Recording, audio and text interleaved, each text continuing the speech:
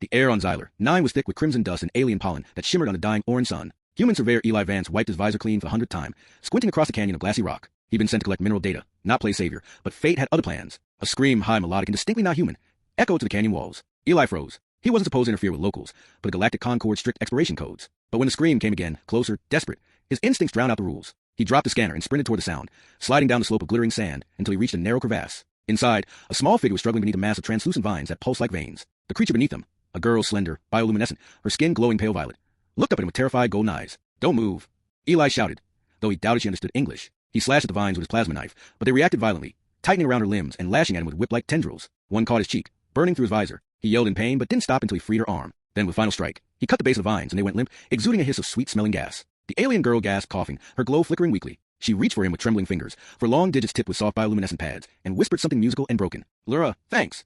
Then she fainted. Eli carried her to his rover, heart pounding. He sealed her in a medbay and let the autodoc analyze her vitals. The readout was incomprehensible. Her biology was nothing like human, but one thing was clear. She was dying from toxin exposure. He pulled open a drawer, mixing oxygen and plasma filters by instinct. "You saved miners from worse, Vance," he muttered. "Don't freeze now."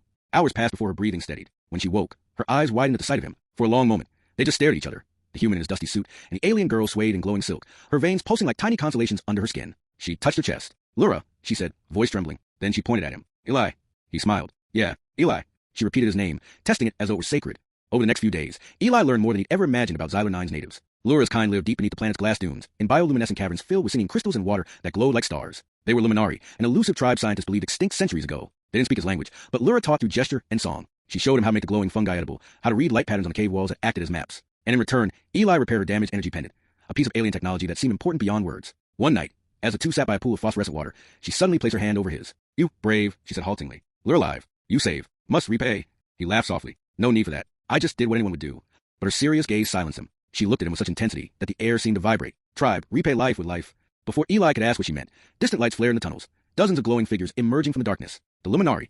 They surrounded him silently, their forms shimmering like living lanterns. Their leader, a towering elder whose glow was bright blue, stepped forward, holding a crystalline staff. He studied Eli, then Lura, then spoke in a voice that resonated to the stone itself. Lura translated as best she could. "Elder say, you hero. You save Heart Tribe. Lura is daughter chieftain. You chosen." Eli blinked. "Chosen for what?" She looked down, cheeks glowing deeper violet. "For a bond."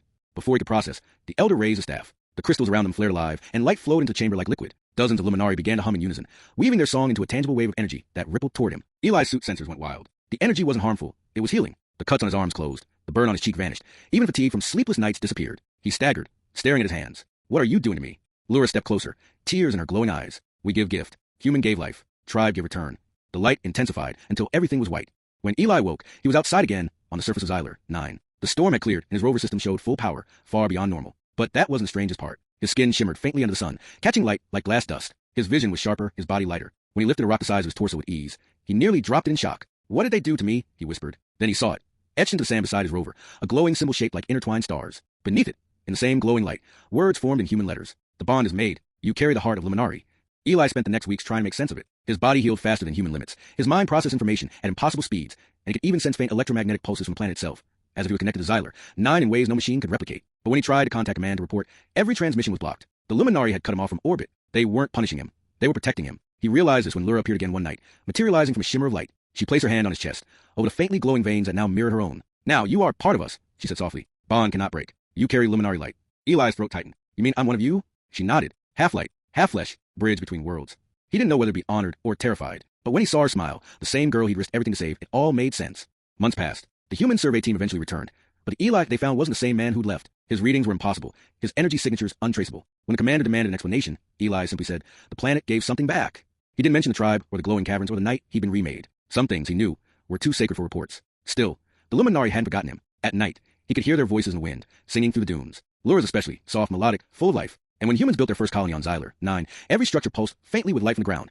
Light that no human could explain. It shimmered like starlight trapped beneath the soil. Eli alone understood. It was their way of watching over him. Years later, when the galaxy learned of the Luminari's existence, scientists scrambled to contact them. But the aliens never appeared, except once. During a catastrophic reactor failure at Colony Bay 7, when all hope was lost, a figure walked calmly through the flames. Witnesses said he shone with living light, and wherever he stepped, the fire dimmed. He reached the reactor core, placed his hand upon it, and the meltdown halted instantly. When the colonists asked his name, he simply smiled. "Tell them the Luminari still remember." Then he vanished into the night sky, leaving behind only faint, glowing footprints that faded with the dawn. No one on Xyler 9 ever forgot that day. Legend spread of the Lightbringer, the human who carried alien starlight in his veins. But deep beneath the dunes, in the silent crystal caverns, Lura stood by a pool of shimmering water and whispered into reflection, "Eli still alive?" The reflection glowed in answer, a faint human silhouette smiling back at her. The bond had never truly been broken.